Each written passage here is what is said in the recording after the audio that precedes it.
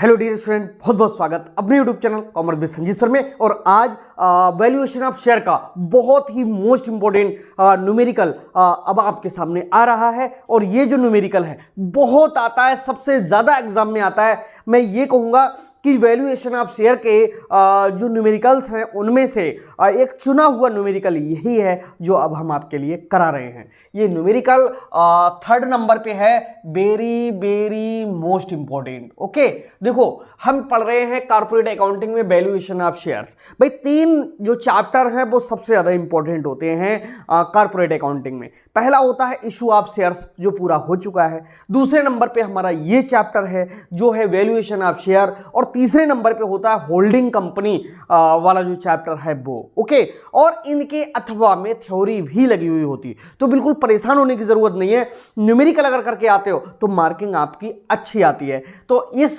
दृष्टि से question number 3 को आप बिल्कुल रट डालिएगा। ऊपर लिखेंगे valuation of share by assets valuation method. यानी ये ऊपर लिखना होता है कि हम किस विधि से अंशों का मूल्यांकन कर रहे हैं। Valuation of shares by assets valuation method. Okay, संपत्ति मूल्यांकन विधि से अंशों का हम मूल्यांकन कर रहे हैं। ओके, और देखेंगे क्वेश्चन नंबर 3 के लिए कह रहा है इंपीरियल मैन्युफैक्चरिंग कंपनी का चिट्ठा निम्नलिखित है। यानी बैलेंस शीट पूरी दी हुई है। जब बैलेंस शीट दी हुई हो तो बैलेंस शीट के ठीक नीचे जो सूचनाएं दी हुई होती हैं सबसे पहले उनको पढ़ा जाता है। ओके, और यहाँ पर जो जैसे ये चिट्ठा आप देख रहे होगे, आपके पास तक पहुँचा रहा हूँ। ये जो ऐसी बैलेंस शीट होती है, पेपर में आपको ऐसी बैलेंस शीट मिलेगी। इसके ठीक नीचे जो इन्फॉर्मेशंस होती हैं वो करंट वाली होती हैं। इन इन्फॉर्मेशंस को पहले देखना होता है। और यहाँ पर लिखा है नोट्स टू अकाउंट्स में रिजर्व एंड सरप्लस में रिजर्व फंड है, एम्प्लॉइज सेविंग अकाउंट है, वर्कमैन सिक्योरिटी फंड है, सरप्लस है, और टोटल हो रहा 47,17,000 का जिसका, और जिसमें से प्रिलिमिनरी एक्सपेंसेस को 25,000 को घटाया हुआ है।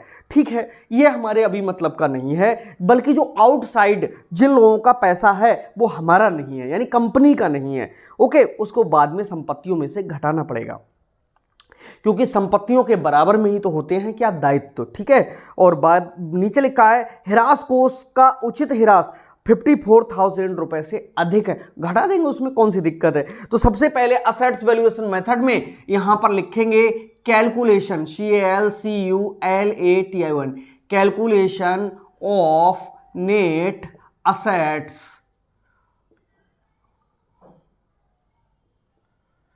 For share holders. यानी इस लाइन का मतलब है, ये क्यों लिखी जाती है, calculation of net assets for share holders, यानी गणना की जाती है कि शेयर होल्डर्स के लिए संपत्तियां कितनी मिल रही हैं, तभी तो हम अंशों का मूल्य ज्ञात करेंगे। तो इसके लिए सबसे पहले हमको संपत्तियां लिखनी होती हैं, और संपत्तियों में लिखेंगे यहां पर क्या, असेट्स। ठीक, और असेट्स में दी हुई है, पहले नंबर पे है लैंड दी हुई है। ठीक है, लैंड माने भूमि होता है, जो है 2,26,000, यहाँ लिख देंगे 2,26,000। इसके बाद में प्लांट एंड मशीनरी है 20,58,000, 20,58,000 क्या है, प्लांट एंड मशीनरी है। ओके, इसके बाद में बिल्डिंग है 11,73,000 की, 11,73,000 रुपए की। इसके बाद में लिखा हुआ है इन्वेस्टमेंट एट मार्केट प्राइस। अब देखो इन्वेस्टमेंट के बारे में दिया हुआ है, और वो हैं कितने लाख के, 17 लाख के। तो इन्वेस्टमेंट 17 लाख के हैं। ओके, और इसके बाद में बुक डेप्ट्स दिए हुए हैं, और वो हैं कितने के, 3,35,000 रुपए के बुक डेप्ट्स, 3,35,000। और इसके बाद में जो दिया हुआ है वो है स्टॉक है, और 26 लाख रुपए का है, और बाद में कैश दिया हुआ है। तो दोनों चीज़ें आ जाएंगी, एक तो स्टॉक आ जाएगा और कैश आ जाएगा। स्टॉक है हमारा 26 लाख रुपए का, यानी यहाँ पर 26 लाख, कैश है 31,49,000, यहाँ 31,49,000, इनका करेंगे टोटल, ये हमारी कहलाएंगी टोटल असेट्स। ठीक है, देख लेते हैं इनका टोटल कितना आ रहा है, देखते हैं। जोड़िए मेरे साथ में, 0, 2 नंबर का 0, तीसरे नंबर पे 0, 6, 8, 14, 3, 17, 5, 22 और 9, 31 होता, हासिल लगा 3 और 2 5, 5 10 7 17, 3 20, 4 कितने होते हैं 24, हासिल लगा कितना 2 और 2 4 और 1 5 और 7 12, 3 15 और 7 22 के होते हैं 2 और हासिल फिर से लगा कितना 2 और 2 4 और 2 6 6 और 2 8 और 3 11, यानी 1,12,41,000, 1,12,41,000 की टोटल असेट्स हैं। इसमें से लेस करते हैं, क्या करते हैं, आउटसाइड लायबिलिटी। ओके, जब आउटसाइड लायबिलिटी का मतलब है कि जो बाहरी दायित्व हैं, बाह्य दायित्व हैं, उनके लिए यहां पर घटाना होता है, तभी जो संपत्तियां बचती हैं। मैं अभी बताऊंगा, बहुत अच्छे से रिपीट करूंगा, ये क्वेश्चन हर बच्चे के लिए आना चाहिए और ऐसा ही क्वेश्चन एग्जाम में आएगा। देख रहे हो संपत्तियां कितनी दी हुई हैं, कोई नया मूल्य दिया हुआ होता तो हम नया मूल्य लेते। ओके, सब ये संपत्तियां दी हुई हैं तो उन्हीं के लिए हमने यहां पर लिख लिया है। तो यहां पर लिखा हुआ है आउटसाइड लायबिलिटी में नंबर 1 पे है क्रेडिटर्स, लिखिएगा क्रेडिटर्स, थोड़ा इधर करके लिखते हैं, क्रेडिटर्स हैं वो दिए हुए और जो कि हैं कितने के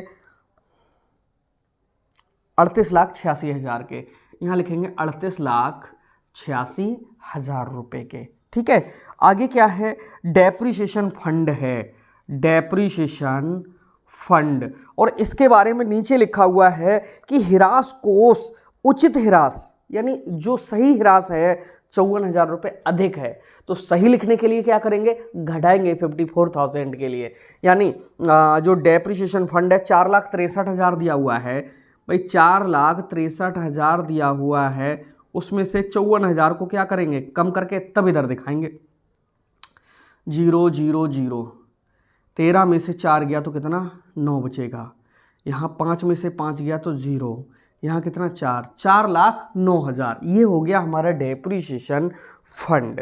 ठीक है, और कोई आउटसाइड लायबिलिटी ऊपर चिट्ठे में तो है नहीं, लेकिन नीचे जो नोट्स एंड अकाउंट्स लिखा हुआ है, नोट्स टू अकाउंट्स लिखा हुआ है, इसको और देख लेंगे। ओके, इसमें लिखा हुआ है रिजर्व फंड, नहीं ये नहीं आता है, ये आउटसाइड लायबिलिटी नहीं है, ये कंपनी का ही होता है।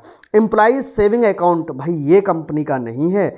ओके, तो एम्प्लॉइज सेविंग अकाउंट आएगा, और वर्क्समैन सिक्योरिटी डिपॉजिट ये भी आएगा, क्योंकि ये भी हमारा नहीं है, किसी और का है। ठीक है, तो यहाँ लिखेंगे वर्कमैन सेविंग अकाउंट, ऐसे का मतलब सेविंग अकाउंट जो हैं 2,27,000 के हैं।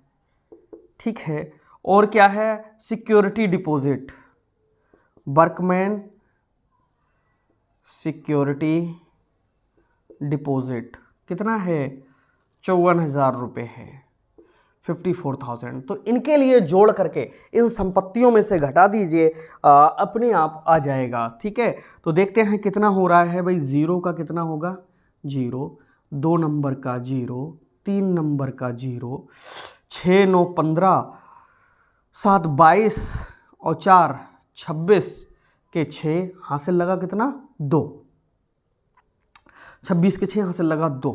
ठीक है, 8 और 2 10, 2 12 और 5 कितना होता है 17, हासिल लगा फिर से 1, 8 4 12, 2 14, 1 कितना होता है 15 हैं, और 3 और 1 4।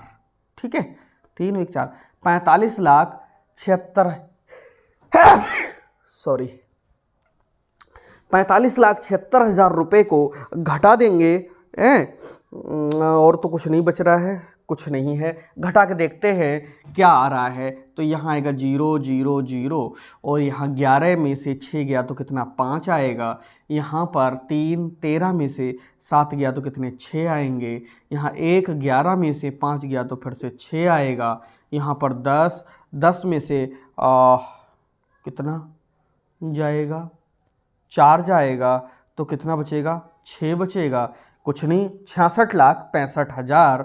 ये आ गई नेट असेट्स। कौन सी? Net assets for shareholders के लिए। ठीक है, 66 लाख कितनी आई, 65,000। अब थोड़ा समझ लेंगे कि हमको क्या करना है इस तरह के क्वेश्चंस में। अगर ये पेपर में आ जाए, पेपर में अगर इस तरह क्वेश्चन आ जाए तो जितनी भी संपत्तियों के नए मूल्य दिए हैं वो तो नए मूल्य जोड़ेंगे, जिनका पुराना मूल्य है तो उनको, जिनका नया मूल्य दिया हुआ नहीं है उनका हम पुराना मूल्य लेंगे। इस तरह से हम सभी संपत्तियों को जोड़ लेंगे। सभी संपत्तियों का जो टोटल होगा वो हमारा कहलाएगा टोटल असेट्स कहलाएगा। ओके, और जो लोग क्लास ज्वाइन करना चाहते हो 9719811101 ऑफिस का नंबर है, यहाँ से आप ज्वाइन कर सकते हो पेड क्लास के लिए। ओके, तो यहाँ पर जितनी संपत्तियां हैं सबको आप जोड़ लीजिए। उसमें से आउटसाइड लायबिलिटी, यानी आउटसाइड का मतलब है कि जो कंपनी की नहीं है, बाहरी लोगों की है, उसके लिए हमको घटाना होता है, जिसमें क्रेडिटर्स भी आते हैं।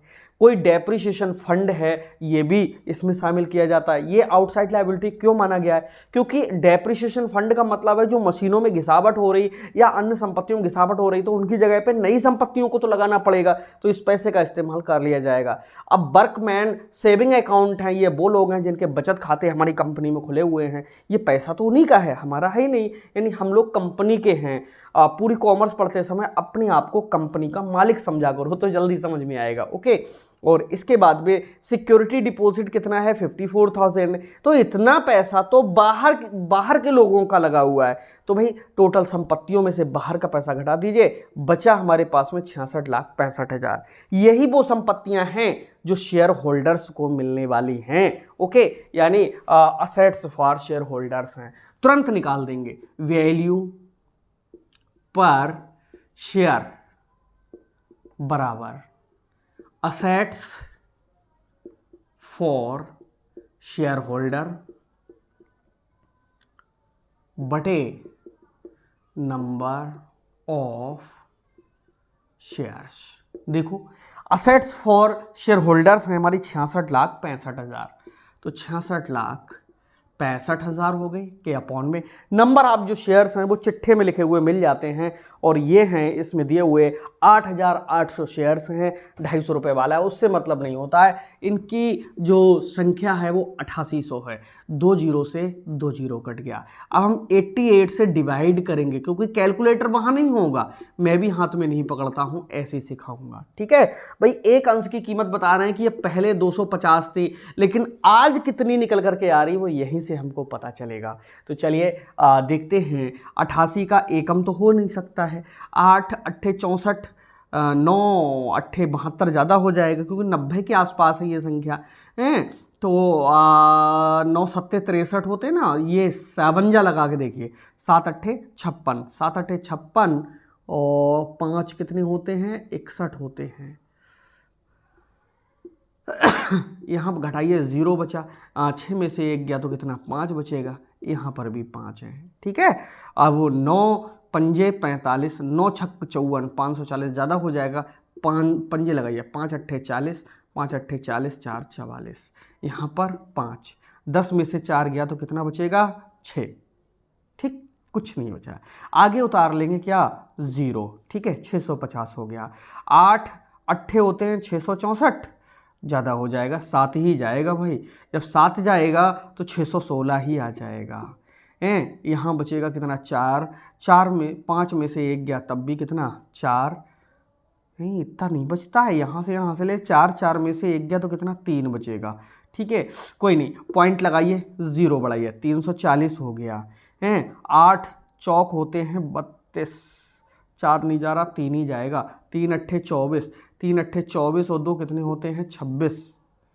यहाँ कितना बचा, 6, और यहाँ 13 में से 6 गया तो कितना, 7, पॉइंट लगा हुआ है, 0 लगा लेंगे हैं, तो अट्ठे चले जाएंगे, यानी 757.38 आंसर है क्या, 757.38 है, बिल्कुल करेक्ट है। इससे इसे भाग कर रहे हैं 700, ओहो पॉइंट नहीं आएगा, 757.38। तो वैल्यू पर शेयर बराबर निकल के आई 757 रुपये 38 पैसे। ओके, यही हमारा क्या है, आंसर है।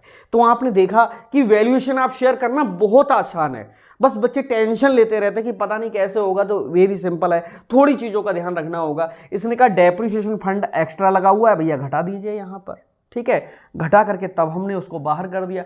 सारी संपत्तियों को जोड़ो, दायित्वों को घटाओ, असेट्स आ जाएगी, और असेट्स को नंबर ऑफ शेयर्स से आप डिवाइड कर दीजिए। अगर दो प्रकार के अंश हैं तो उस तरह के क्वेश्चंस भी आगे आपको मिलेंगे, लेकिन ये क्वेश्चन कैसा लगा जरूर बताना।